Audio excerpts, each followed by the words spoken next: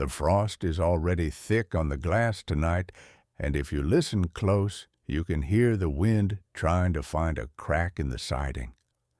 But it's warm in here. The coffee is hot. The house is settling down for the night, and I'm glad you stopped by. Come sit with me a minute. I was just staring at this object on the table, trying to decide if it's food or a building material. You know exactly what I'm talking about. It arrives every December, usually in a round metal tin that is approximately 3 times heavier than it looks. You pry off that lid, which always makes that hollow scraping sound, peel back a layer of waxy paper that smells vaguely of fermentation, and there it is, the fruit cake, the dark, dense, mysterious brick that has outlasted empires, wars, and probably a few marriages. I'm 8 years old again, standing in our front hallway in a drafty house in 1955.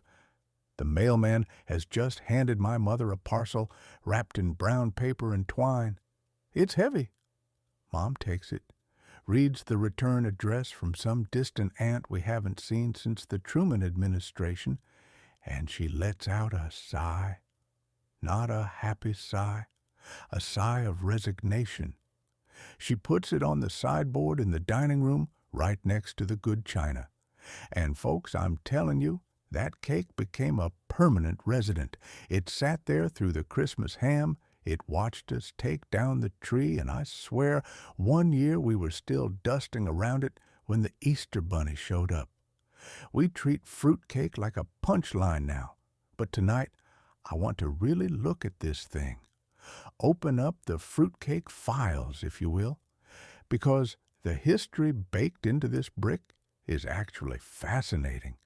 It's a story of survival, royalty, and how we went from baking love into a loaf to mailing each other industrial doorstops. Let's talk about the mystery fruit. That was always the part that scared me as a kid. I remember sitting at the kids' table, poking a fork into a slice that was harder than the oak table underneath it. There were these neon green cherries. Now, I've spent a lot of time in orchards in my life. I've seen Bing cherries, Rainier cherries, sour cherries. Never once have I seen a cherry that glows in the dark like it's radioactive. That was pure 1950s, better living through chemistry. And then there was the citron. Lord help you if you bit into a big chunk of citron. It was bitter, tough, and tasted like you were eating the rind of a lemon that had a bad attitude. But here is what I didn't appreciate back then. That density was designed on purpose. Long before we had refrigerators, people needed food that wouldn't kill them if it sat in a saddlebag for 3 months.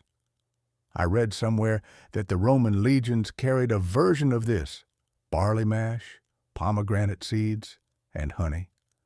It was essentially the world's first energy bar. The Crusaders carried it too. Imagine that. Knights in shining armor marching to the Holy Land, gnawing on a fruitcake. It makes sense, doesn't it? If you can survive a fruitcake, you can survive a battle. And it wasn't always a joke. In Victorian England, fruitcake was the ultimate status symbol. Sugar and spices were incredibly expensive. If you served a cake black with fruit and heavy with sugar, you were showing off. Queen Victoria herself waited a year to eat her wedding cake, which was a fruitcake, just to prove it could last. It was a flex. It was a way of saying, I am rich enough to preserve this moment. So, where did we go wrong? How did we get from the food of crusaders and queens to the thing Johnny Carson joked about? You remember that one, don't you? Johnny leaned over his desk on The Tonight Show, that smirk of his perfectly in place, and said, "The worst Christmas gift is fruitcake. There's only one fruitcake in the entire world, and people keep passing it to each other." My dad laughed so hard he nearly choked on his pipe. It felt true. It felt like there was a giant nationwide conspiracy to circulate these tins. I honestly believe that somewhere in the postal system right now, there is a tin from 1962 still traveling from zip code to zip code, looking for a home. There's actually a town in Colorado, Manitou Springs, that took this joke and made it a sport. They have a great fruitcake toss. Every January, people gather to see how far they can throw the unwanted cakes. They use catapults. They use slingshots. I think the record is something crazy like 400 feet. Think about that. We are building artillery just to get rid of this dessert. But, and this is a big but, folks, not all fruitcakes deserve the catapult. I want to take you back to a different memory now. Forget the store-bought brick. I want you to imagine a kitchen in mid-November. The windows are steamed up. The radio is playing something soft, maybe Nat King Cole. And my grandmother is standing at the counter. She didn't buy fruitcake. She crafted it. And she didn't start at Christmas. She started before Thanksgiving. It was a ritual. I can still smell it. It didn't smell like chemicals. It smelled like molasses, dark brown sugar, cinnamon, cloves, and something sharp and warm, Kentucky bourbon. She would buy real dried fruits, apricots, dates, golden raisins, and she'd chop the nuts by hand. I remember the sound of the nutcracker, crack, snap, echoing in the kitchen. When that cake came out of the oven, it wasn't a brick. It was heavy, yes, but it was soft. And she didn't serve it. Oh, no, she treated it like a newborn baby. She wrapped it in cheesecloth that she had soaked in brandy, then wrapped it in foil and put it in a tin in the coolest part of the pantry. Every week leading up to Christmas, she would take it out and feed it. She'd brush a little more brandy over the top. She was curing it. She was preserving it. When she finally sliced it on Christmas Eve, the lights on the tree reflecting in the window, it was a revelation. It was dark, almost black, and moist. The fruit had swelled up with the spirits and the sugar. It was spicy and rich. One small slice, and you felt warm all the way to your toes. That's what it tasted like. Somebody loved us enough to plan a month ahead. Somebody loved us enough to tend to this thing week after week. There's a beautiful story by Truman Capote called A Christmas Memory. If you haven't read it, you should. It starts with an older cousin looking out the window and saying, "It's fruitcake weather."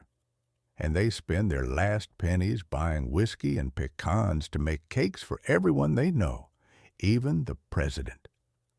That story captures the heart of it. It wasn't about the cake. It was about the act of giving something that took time. In a world where we click a button and a package arrives the next day, we've lost that. We traded the slow process for the fast product. The industrial fruitcakes we buy in the catalogs, the ones with the neon cherries, they are trying to mimic what my grandmother did, but without the time and without the love. They use corn syrup instead of molasses. They use preservatives instead of brandy. They give you the shape of the memory, but not the soul of it. But you know, even the bad ones have a certain nobility. Did you know fruitcake has been to space? It's true. Apollo 11. Neil Armstrong and Buzz Aldrin had pineapple fruitcake in their food supply. NASA knew that if you're going to the moon, you need high-density calories that won't spoil. So, while they were looking back at Earth, floating in the infinite black, they were snacking on fruitcake. It's the only food tough enough for the job.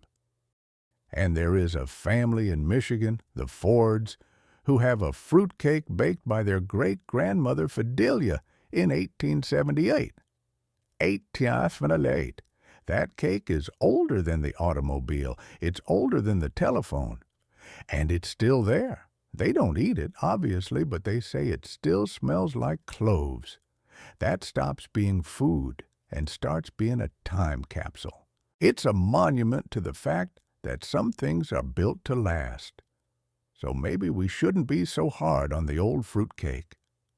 In a disposable world where we throw away our phones every 2 years and fashion changes every season, here is a humble cake that refuses to die. It sits on the sideboard, heavy and silent, reminding us of a time when we preserved things, when we saved things, when we took the time to make something that could last through a hard winter.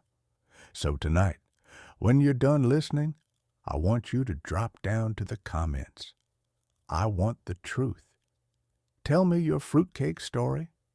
Did you have a grandma who made the good stuff? Or was your family part of the great regifting conspiracy? Did you ever actually see someone eat a piece of the store-bought kind and live to tell the tale? I'll be sitting right here reading every single one with a mug of hot cider in my hand. All right, shake off the nostalgia for a second. Let's see if you were really listening or just watching the snowfall. 3 quick questions for you. Question 1. What Colorado town hosts an annual contest to launch fruitcakes with catapults? Question 2. In Truman Capote's famous story, what expensive liquid ingredient did they spend their pennies on? Question 3. That antique 1878 fruitcake is officially older than what famous Thomas Edison invention? Now look, if I manage to thaw out your holiday spirit even a little bit tonight, hit that like button. It helps keep the fire going in the fireplace. And if you aren't subscribed yet, fix that right now. Don't be a stranger. Pull up a chair and join the family. In-house is finally quiet. The wind has turned into a soft hum, and the only sound left is the old clock ticking on the wall. I think I'm going to cut a slice of this cake after all. Just a thin one. I'll pour a little coffee, dunk it in, and remember the hands that used to make it for me. You stay warm out there. Hug your loved ones tight, and remember, the best things in life take a little time to get right. I'll leave the light on for you. God bless.